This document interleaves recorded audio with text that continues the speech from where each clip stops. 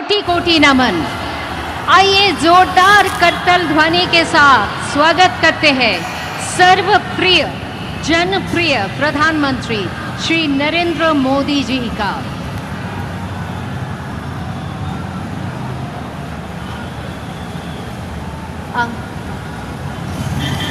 आज गुरुदेव रविंद्रनाथ टैगोर का पुण्य जन्मदिन।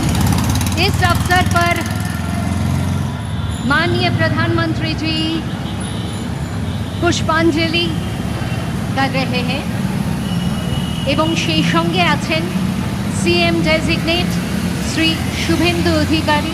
टैगोर का पुण्य जन्मदिन।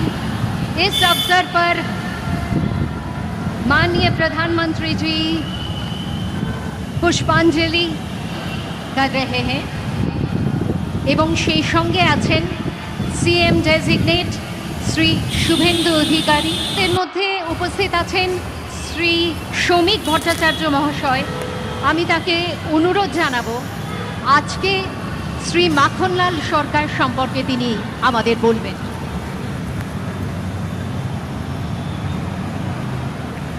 শিলিগুড়ি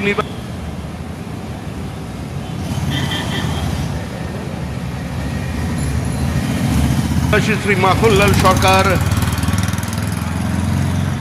সবরই প্রতীক্ষার মতো দীর্ঘ প্রতীক্ষা।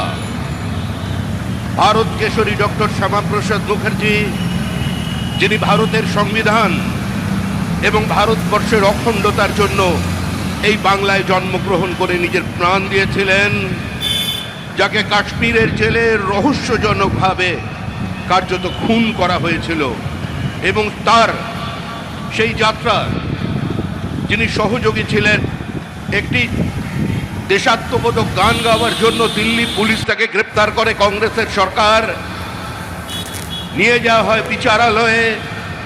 বিচারপতি বলেন তার উকিলের পরামর্শে যে ক্ষমা চান, আপনার মুক্তি দেব। কিন্তু মাখনলাল সরকার বলেছিলেন আমি কোনো অপরাধ করিনি, সুতরাং আমি একটা গান গেয়েছি।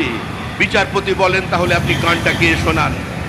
সেদিনের অপ্রাপ্ত বয়স্ক মাখনলাল সরকার সেই গানটি গেয়ে শোনান এবং তারপর বিচারপতি নির্দেশ দেয় দিল্লি পুলিশকে যে একে ফার্স্ট ক্লাস কামরা করে এর বাড়ি পর্যন্ত পৌঁছে দাও এবং 100 টাকা দাও রাস্তায় যাতায়াতের জন্য। আজকে সেই মাখনলাল সরকার আমাদের মধ্যে আছেন, প্রধানমন্ত্রী তাকে সম্বোধন করবেন। माखनलाल सरकार जो श्यामा प्रसाद मुखर्जी की अंतिम यात्रा का उसका साथी रहे हैं, आज हमारा मंच पे उपस्थित है।